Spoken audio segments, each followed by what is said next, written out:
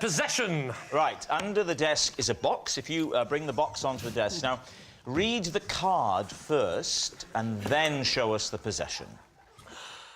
I recently took a crash course in taxidermy, by the end of which I'd managed to make this. OK, show us what this is. Pop it onto the desk.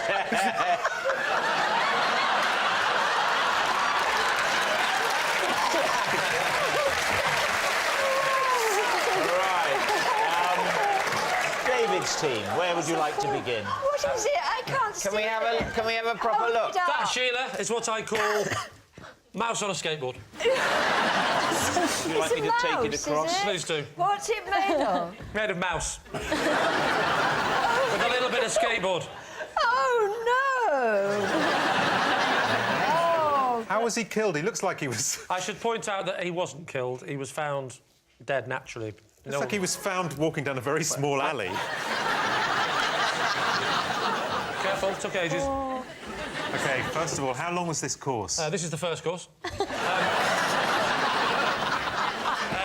The course is... well, it takes place over about 16 weeks, so 4 months.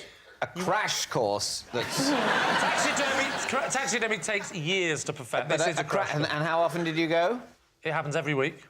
Once a week. For 16 weeks. That's not a crash course. That's an evening class. No, not in relation to the proper course to become a professional taxidermist. Well, that goes on for 25 years and you meet once every 6 months? That takes 4 years, or until the animal dies. Can you...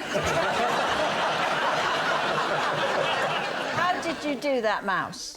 Basically, I found a mouse. Where? There, on the stair.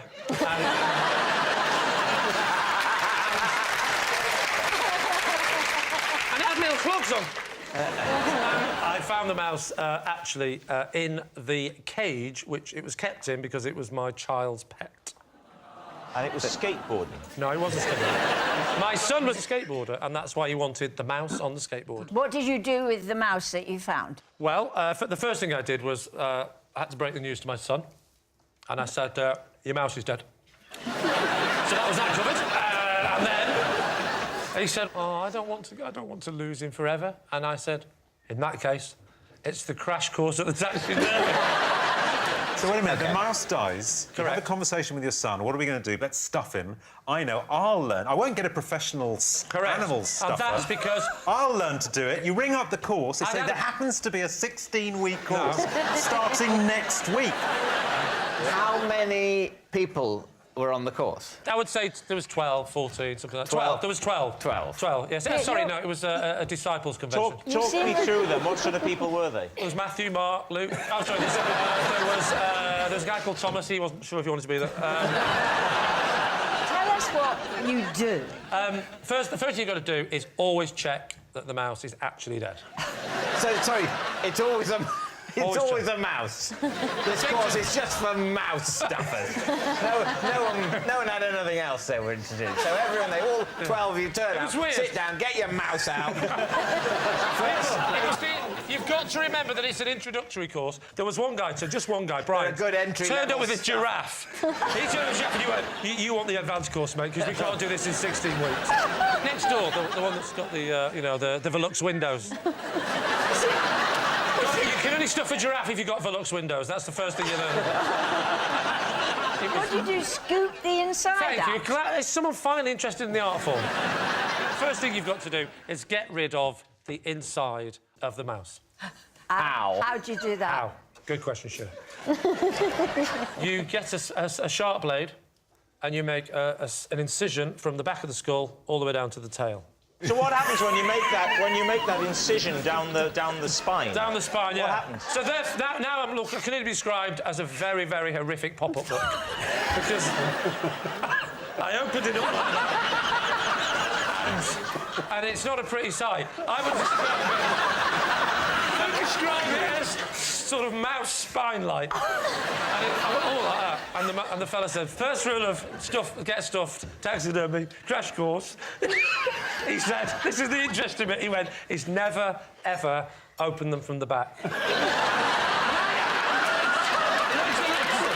learned a lesson. You've got to learn, haven't you've got to learn. You've got to learn. So what did you do? Well, it means you got me needle and thread. So you stitched the mouse I had to back up. stitch the mouse back up, Right. get him back to how he was. Right.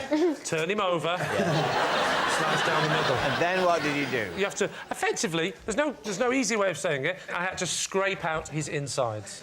With what? With the tools that they give you. What sort of tool is it? Well, there's many tools. You know those weird things you get when you're trying to get the last bit of lobster out of the claw?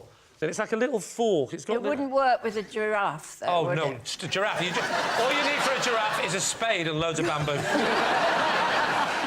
OK, so you scoop out... We learned that on day 4. What do you put back in to give him that healthy... You build individual fragments of bone shapes, but out of metal, and glue them all together. It takes 15 weeks on a Thursday night. What do you think, David?